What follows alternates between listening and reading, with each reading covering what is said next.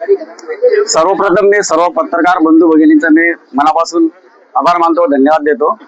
माझं नाव विनोद नाईक। आज सकाळी ग्रामसभेसाठी नियोजित केलेली सभा, याच्यासाठी गावातील अनेक तरुण लोक कमीत कमी 700-1000 लोकांपर्यंत जमलेले होते। 10 वाजेचा टाइम होता।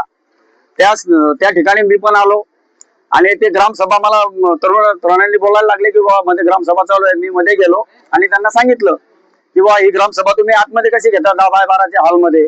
तर त्यांनी मला सांगितलं ही ग्रामसभा इथेच हिशोब घ्या। म्हटलं हिशोब मला घ्यायचा नाही, या माझ्या गावाच्या जनतेला घ्यायचा आहे। तेवढ्यात असे भरपूर काही विषय झाले आणि मी बाहेर निघालो आणि ते मध्ये काहीतरी ते हुल्लडबाजी झाली आणि ते हॉलच्या बाहेर निघाले आणि सरळ निघून गेले। त्यासाठी त्यांना जर हिशोब द्यायचा होता तर या जनतेला द्या, आम्हाला काय देता? आम्हाला सगळं माहिती आहे, आमच्याकडे ऑलरेडी रेकॉर्ड आहे या पूर्ण गोष्टीचा। आणि रेकॉर्ड काय हे आता चालू, आता लाईव्ह फोटो आलाय आमच्याकडे।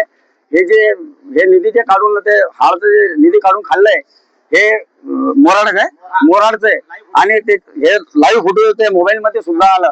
आणि एक सकाळी मी इथे आलो असता एकाने ते घरकुल मिळवण्यासाठी काही 5-10 हजाराची पावती फाडली। त्यांनी ते रिस्तर पावती फक्त 1200-1500 रुपयाची दिली आणि त्याच्याकडनं 5000 रुपये पैसे घेतले।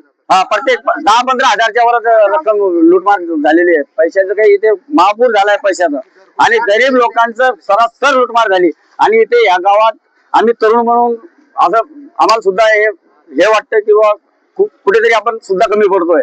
एवढं या गावामध्ये एवढी शोकांतिका आहे। एवढंच नव्हे, या ग्रामपंचायत मध्ये जर तुम्ही आतमध्ये गेले एखादी महापुरुषांचा मानवाचा फोटो सुद्धा नाही तिथे।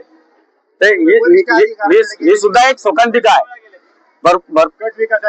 त्यांना त्यांच्याशी काही घेणं देणं नाही, फक्त लोकांकडून पैसा मिळतो कुठून, निधी येतो कुठून, आपल्याला